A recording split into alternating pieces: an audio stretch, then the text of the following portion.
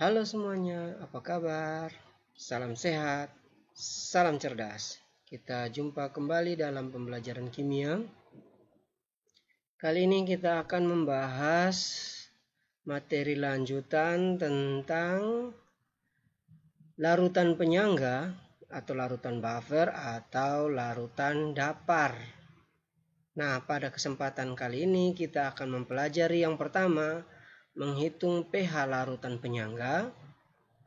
Yang kedua, larutan penyangga dalam kehidupan sehari-hari. Kita akan mempelajarinya satu persatu. Yang pertama, menghitung pH larutan penyangga.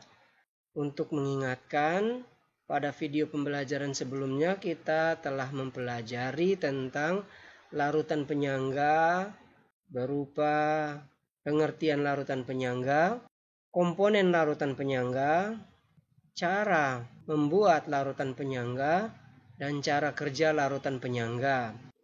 Sebagaimana telah diketahui bahwa larutan penyangga terbagi atas dua, yaitu larutan penyangga asam dan larutan penyangga basa. Sehingga untuk menghitung pH larutan penyangga, kita juga harus menentukan berdasarkan kedua jenis larutan penyangga tersebut, yaitu penyangga asam maupun penyangga basa. Yang pertama kita lihat untuk larutan penyangga asam. Dalam menghitung larutan penyangga asam, kita dapat menggunakan persamaan matematis yang dapat kita tuliskan sebagai berikut. Konsentrasi H+ sama dengan Ka kali A per V dibagi G per V. V merupakan volume larutan. Sehingga persamaan matematisnya juga dapat kita tuliskan sebagai berikut. Konsentrasi H+ sama dengan Ka kali A per G. Setelah kita mendapatkan konsentrasi H+, maka kita juga dapat menentukan pH larutannya dengan menggunakan persamaan matematis sebagai berikut.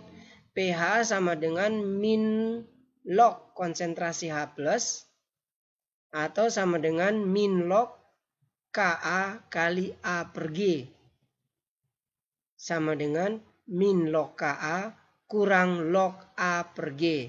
Min log Ka itu sama dengan pKa. Sehingga pH dapat kita tuliskan persamaan matematisnya adalah sama dengan pKa kurang log A per G. Dengan Ka merupakan tetapan ionisasi asam lemah, A merupakan jumlah mol asam lemah, sedangkan G merupakan jumlah mol basa konjugasi. Basa konjugasi ini merupakan anion dari garamnya. Selanjutnya yang kedua kita lihat larutan penyangga basa. Sama halnya seperti pada larutan penyangga asam, untuk larutan penyangga dari basa lemah dan asam konjugasinya dapat juga kita menggunakan rumus sebagai berikut. Konsentrasi OH- sama dengan Kb kali B per V dibagi G per V. V merupakan volume larutan, sehingga persamaan ini dapat kita tuliskan sebagai berikut. Konsentrasi OH- sama dengan Kb kali B per G. Setelah kita mendapatkan konsentrasi OH-, selanjutnya kita mencari POH dengan persamaan matematis sebagai berikut. POH sama dengan min log konsentrasi OH- atau sama dengan min log Kb kali B per G. Min log Kb kali B per G sama dengan min log Kb kurang log B per G. Min log Kb sama dengan PKB. Sehingga POH dapat kita tuliskan sama dengan PKB kurang log B per G. Dengan Kb sama dengan tetapan ionisasi basa lemah, sedangkan B sama dengan jumlah mol basa lemah, dan G merupakan jumlah mol asam konjugasinya. Asam konjugasinya kita dapatkan dari kation garamnya ya.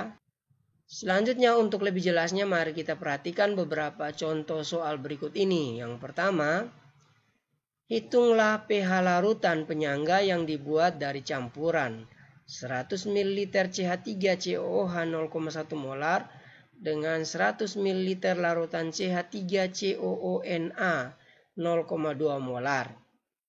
Diketahui tetapan ionisasi Ka asam asetat atau CH3COOH sama dengan 10 pangkat min 5.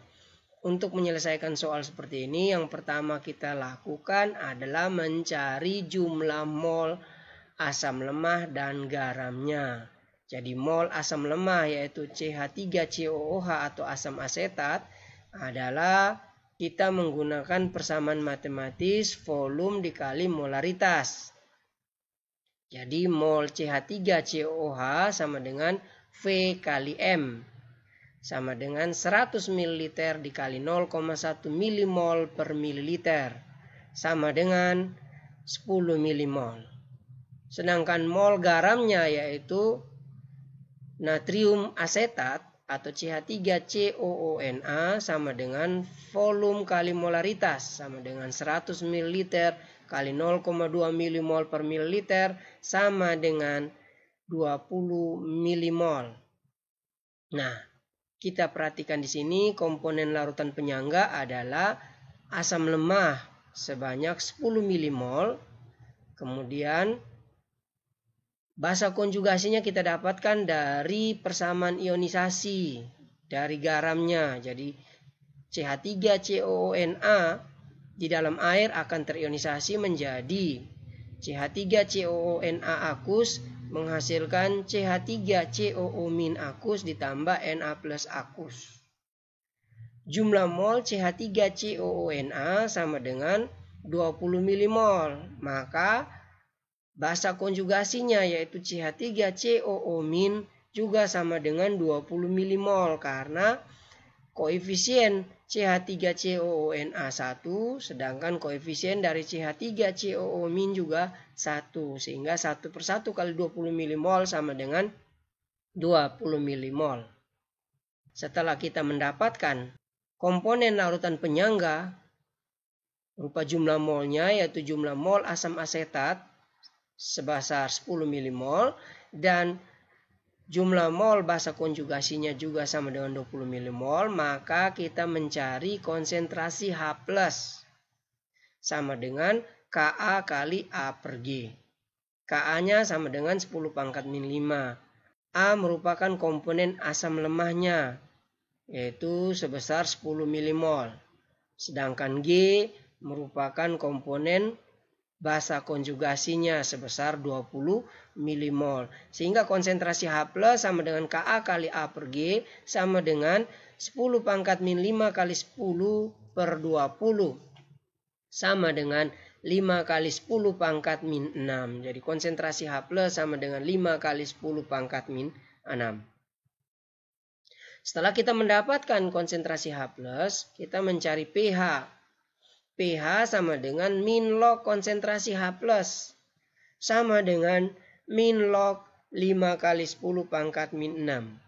Sama dengan 6 kurang log 5. Jadi pH larutan penyangga ini sama dengan 6 kurang log 5. Selanjutnya contoh yang kedua biar lebih paham. Berapa gram kristal NaOH yang harus dimasukkan ke dalam 100 ml larutan HCOOH asam format 0,1 molar untuk membuat larutan penyangga dengan pH sama dengan 4 kurang 2 kali log 2. Diketahui tetapan ionisasi asam format sama dengan 1,6 kali 10 pangkat min 4. Untuk menyelesaikannya yang pertama kita mencari jumlah mol asam format. Asam format yang diketahui volumenya 100 ml sedangkan molaritasnya 0,1 molar atau 0,1 milimol per mililiter. Sehingga mol HCOOH sama dengan volume kali molaritas sama dengan 100 ml dikali 0,1 milimol per mililiter sama dengan 10 milimol. Selanjutnya Kita lihat pH larutannya sama dengan 4 kurang 2 kali log 2. 2 kali log 2 sama dengan log 4. Sehingga pH larutan sama dengan 4 kurang log 4. Jika pH larutannya sama dengan 4 kurang log 4, maka konsentrasi H plusnya sama dengan 4 kali 10 pangkat min 4. Dan untuk mendapatkan larutan penyangga, maka basa kuat harus tepat habis bereaksi. Sedangkan asam format atau asam lemahnya harus bersisa. Sehingga kita membuat persamaan reaksinya sebagai berikut. HCOOH akus ditambah NaOH akus menghasilkan HCOONa akus ditambah H2O liquid. Pada kondisi awal, jumlah mol HCOOH sama dengan 10 milimol. Sedangkan jumlah mol NaOH tidak diketahui, kita misalkan sebagai X milimol. Jumlah mol HCOONa pada kondisi awalnya belum terbentuk. Sehingga karena ini merupakan larutan penyangga, maka jumlah mol NaOH harus habis bereaksi. Berarti NaOH sebagai reaksi pembatasnya. Sehingga pada saat bereaksi, yang bereaksi adalah NaOH habis bereaksi berkurang X milimol. HCOOH yang berkurang berapa? Berkurang X milimol karena HCOOH dan NaOH koefisiennya juga sama-sama 1. Begitupun HCOONa koefisiennya 1. Sehingga HCOONa yang terbentuk pun adalah 1/1 kali X milimol sama dengan X milimol. Pada kondisi akhir, HCOOH yang sisa adalah 10 kurang X milimol. NaOH habis bereaksi. Sedangkan HCOONa yang terbentuk sebesar X milimol. Setelah kita mendapatkan jumlah mol dari asam lemah dan jumlah mol dari garamnya, ingat HCOONa akan terionisasi menjadi HCOO- sebagai basa konjugasi dan Na+. Karena koefisiennya sama dengan 1, maka jumlah mol dari HCOO- juga sama dengan X milimol. Kita masukkan dalam persamaan, konsentrasi H+ sama dengan Ka kali A per G. Konsentrasi H plusnya kita dapatkan tadi 4 kali 10 pangkat min 4. Ka-nya 1,6 kali 10 pangkat min 4. Jumlah mol A 10 kurang X milimol. Jumlah mol G atau basa konjugasinya yaitu HCOO- adalah X milimol. Sehingga kita masukkan dalam persamaan matematisnya yaitu konsentrasi H+ sama dengan Ka kali A per G. 4 kali 10 pangkat min 4 sama dengan 1,6 kali 10 pangkat min 4 kali 10 kurang X dibagi X. Kita kali silang. X kali 4 kali 10 pangkat min 4 sama dengan 1,6 kali 10 pangkat min 4 kali 10 kurang X. Hingga 4X sama dengan 16 dikurangi 1,6X. 5,6X sama dengan 16. X sama dengan 16 dibagi 5,6 milimol. Jadi jumlah mol NaOH sama dengan 16 dibagi 5,6 milimol. Yang ditanya adalah massa NaOH yang dibutuhkan. Massa NaOH sama dengan mol dikali massa molekul relatifnya. Massa molekul relatif NaOH adalah 40. Sehingga massa NaOH sama dengan 16 dibagi 5,6 milimol dikali 40 mg per milimol. Sama dengan 114,3 mg. Atau sama dengan 0,1143 gram. Jadi jumlah kristal NaOH yang dibutuhkan untuk membuat larutan penyangga adalah sebesar 0,114 gram. Selanjutnya contoh yang ketiga. Berapa pH larutan yang dicampur dari 50 ml CH3CH2COOH asam propionat 0,1 molar dan 50 ml larutan CH3CH2COOK kalium propionat 0,1 molar. Jika diketahui Ka dari asam propionat sama dengan 2 kali 10⁻⁻⁵. Untuk menyelesaikannya, mari kita perhatikan. Yang kita cari pertama adalah jumlah mol dari asam propionat CH3CH2COOH sama dengan volume kali molaritas sama dengan 50 ml kali 0,1 milimol per mililiter sama dengan 5 milimol. Kemudian selanjutnya mol dari kalium propionat CH3CH2COOK sama dengan volume kali molaritas sama dengan 50 ml kali 0,1 milimol per mililiter sama dengan 5 milimol. Setelah kita mendapatkan mol asam lemahnya yaitu asam propionat sebesar 5 milimol, maka selanjutnya kita mencari jumlah mol dari basa konjugasinya yaitu anion propionat.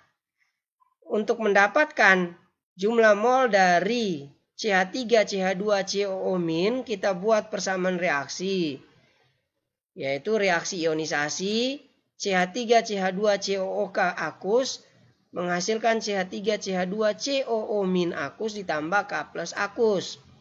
Karena koefisien masing-masingnya adalah 1, maka jika jumlah mol CH3CH2COOK sama dengan 5 milimol, maka jumlah mol CH3CH2COO- yang terbentuk juga sama dengan 5 milimol.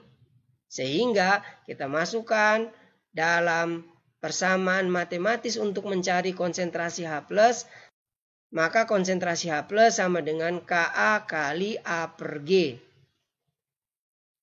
Ka sama dengan 2 kali 10⁻⁵, A sama dengan 5 milimol, G juga sama dengan 5 milimol. Jumlah milimol dari CH3CH2COO- basa konjugasinya.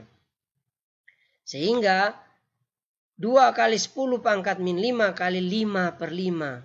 Jadi konsentrasi H+-nya sama dengan 2 kali 10⁻⁵. Setelah itu kita mencari pH. pH sama dengan min log konsentrasi H+. Sama dengan min log 2 kali 10⁻⁵ sama dengan 5 kurang log 2. Jadi pH sama dengan 5 kurang log 2. Karena jumlah mol dari asam lemah dan basa konjugasinya sama, maka kita bisa cari pH sama dengan pKa. Bisa langsung mendapatkan pH sama dengan pKa. Jadi Ka sama dengan 2 kali 10⁻⁵, maka pKa sama dengan 5 kurang log 2. Contoh yang keempat. Dalam 1 liter larutan terdapat 0,01 mol NH3 dan 0,01 mol NH4 2 kali SO4. Jika Kb NH3 sama dengan 10⁻⁵, hitunglah pH larutan tersebut. Untuk menyelesaikannya kita mencari mol NH3 yang pertama. Mol NH3 sama dengan 0,01 mol. Selanjutnya mol NH4 2 kali SO4 sama dengan 0,01 mol. Sesuai yang diketahui dalam soal.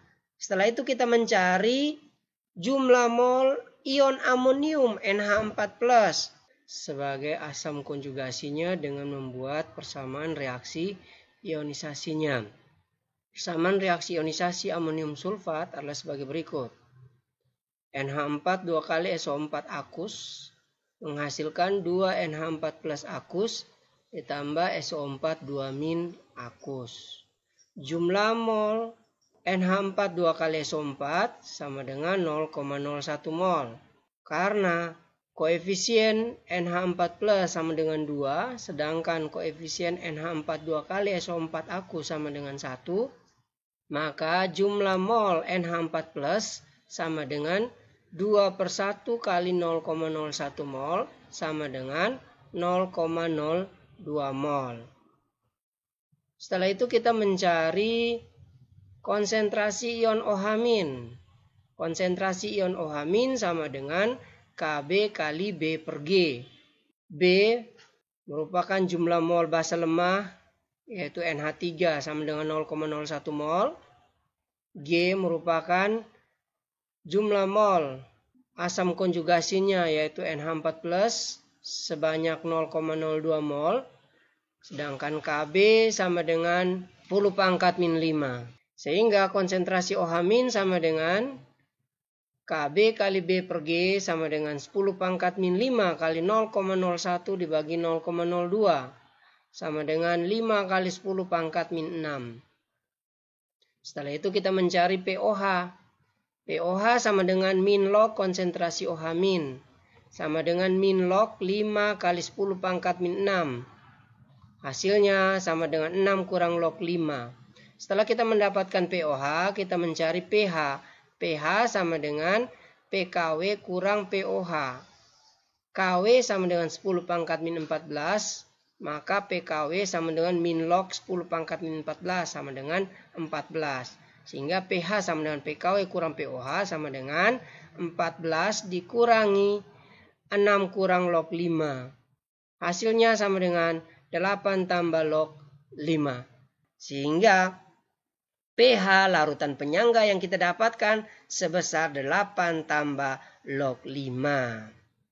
Contoh yang kelima, berapa pH larutan yang dibuat dari campuran 100 ml larutan NH4OH 0,1 molar amonium hidroksida dengan 50 ml larutan asam klorida HCl 0,1 molar jika diketahui Kb NH3 sama dengan 10⁻⁵.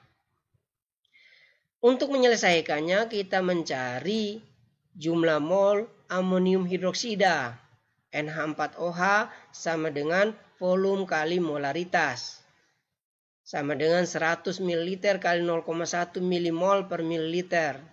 Sama dengan 10 milimol. Jumlah mol HCl sama dengan volume kali molaritas. Sama dengan 50 ml kali 0,1 milimol per mililiter. Sama dengan 5 milimol. Setelah kita mendapatkan jumlah mol NH4OH dan jumlah mol HCl, karena ini merupakan larutan penyangga, maka mol HCl harus habis bereaksi, sedangkan jumlah mol amonium hidroksida harus bersisa. Untuk itu mari kita buat persamaan reaksi kimianya. NH4OH akus ditambah HCl akus menghasilkan NH4Cl akus ditambah H2O liquid. Pada kondisi awal, ketersediaan mol NH4OH sama dengan 10 milimol. HCl 5 milimol, NH4Cl belum ada. Yang bereaksi, karena HCl harus habis bereaksi, maka HCl berkurang sebanyak 5 milimol. NH4OH yang berkurang juga 5 milimol. Dari 1/1 kali 5 milimol. NH4Cl yang terbentuk juga 1/1 kali 5 milimol sama dengan 5 milimol. Jadi NH4Cl bertambah 5 milimol saat bereaksi. Pada kondisi akhir, NH4OH yang sisa 10 kurang 5 milimol sama dengan 5 milimol. Sedangkan HCl 0 habis bereaksi. NH4Cl sebesar 5 milimol. Selanjutnya kita mencari jumlah mol dari ion amonium atau asam konjugasinya dari NH4Cl yang terionisasi di dalam air. NH4Cl akus terionisasi menjadi NH4+ akus ditambah Cl- akus. Masing-masing koefisiennya 1. Jika NH4Cl-nya sebesar 5 milimol, maka NH4+ juga sama dengan 5 milimol. Setelah itu kita mencari konsentrasi OH- sama dengan Kb kali B per G. Kb 10⁻⁵, B-nya adalah 5 milimol, sedangkan G 5 milimol. Sehingga konsentrasi H+ sama dengan Kb kali B per G sama dengan 10 pangkat min 5 kali 5 per 5. Sama dengan 10 pangkat min 5. Setelah kita mencari konsentrasi OH-, selanjutnya kita mencari POH. POH sama dengan min log konsentrasi OH-. Sama dengan min log 10 pangkat min 5.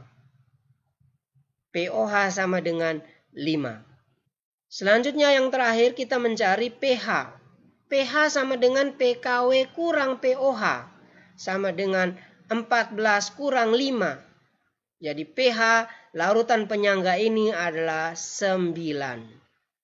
Ini merupakan beberapa contoh yang bisa digunakan untuk mempelajari bagaimana cara menghitung pH larutan penyangga asam maupun penyangga basa. Selanjutnya, yang kedua, larutan penyangga dalam kehidupan sehari-hari. Yang pertama, larutan penyangga dalam darah. pH darah tubuh manusia berkisar antara 7,35 sampai 7,45. pH darah tidak boleh kurang dari 7,0 dan tidak boleh melebihi 7,8. Karena akan berakibat fatal bagi manusia. Organ yang paling berperan untuk menjaga pH darah adalah paru-paru dan ginjal. pH darah kurang dari 7,35 disebut asidosis. Faktor-faktor yang mempengaruhi terjadinya asidosis antara lain penyakit jantung, penyakit ginjal, kencing manis, dan diare yang terjadi secara terus-menerus. pH darah yang melebihi dari 7,45 disebut alkolisis.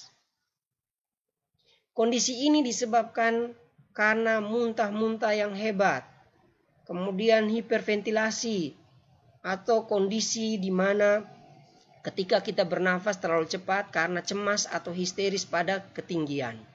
Jadi itu merupakan kondisi yang menyebabkan pH darah melebihi dari 7,45 atau yang disebut dengan alkolisis. Untuk menjaga pH darah agar stabil, di dalam darah terdapat beberapa larutan penyangga alami, yaitu yang pertama A. Penyangga hemoglobin. Oksigen merupakan zat utama yang diperlukan oleh sel tubuh yang didapatkan melalui pernapasan. Oksigen diikat oleh hemoglobin di dalam darah, di mana oksigen sangat sensitif terhadap pH. Persamaan reaksinya, HHB+ asam hemoglobin ditambah O2 setimbang menjadi H+ ditambah HbO2. Jadi hemoglobin mengikat oksigen.